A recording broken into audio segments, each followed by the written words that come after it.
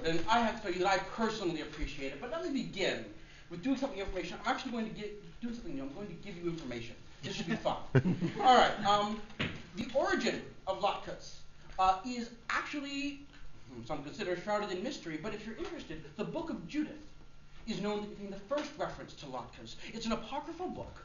And unlike Hamantaschen, this means that Latkes are actually referenced in a book of the Bible. I mean, they're originally there.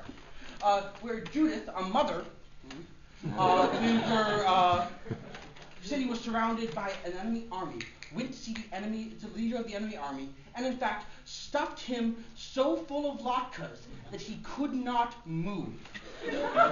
That was in fact her method of defeating him. Now, is anything more Jewish than that?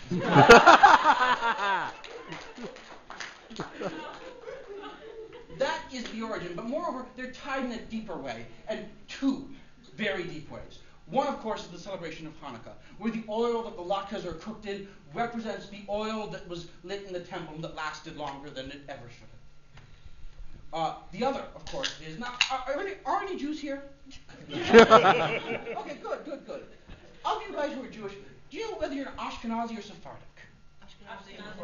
Any Sephardics? Raise your hand. All right. Any Ashkenazi? Anyone? All right. So we have a lot of Ashkenazi Jews, and you should know that latkes have been in your history for hundreds of years, whereas Hamantaschen are in fact a fairly recent invention.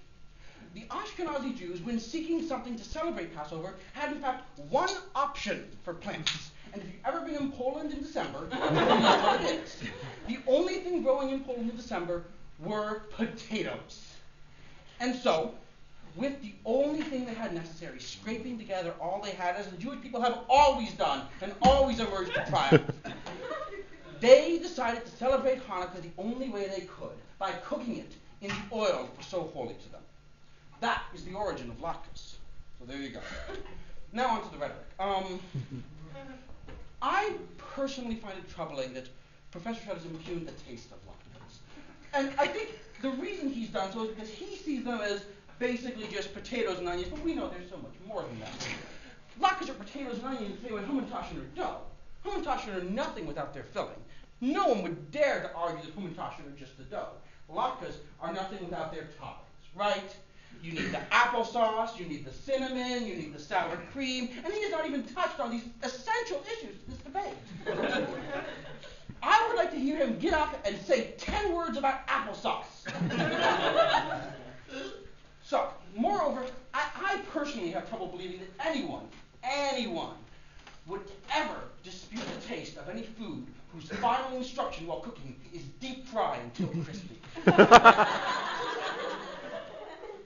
I believe that nearly any food you could do this to and it would turn out okay. They do it to Twinkies, I've been told. But of course, latkes are naturally chosen for their perfect shape. The circle again. Also, again, I would like to point out a symbol of femininity. They are tied deeply into the Bible, into a famous mother of the Bible. Moreover, I hate to say it, but really, the proletariat should get their voice here, right? Because when it comes right down to it, latkes are made in the kitchen by farmers, and Hamantaschen are made by the rich people who can afford their maids to roll the dough for them and get them jam and all sorts of small inner toppings. And he still hasn't told you the origin of the word Hamantaschen.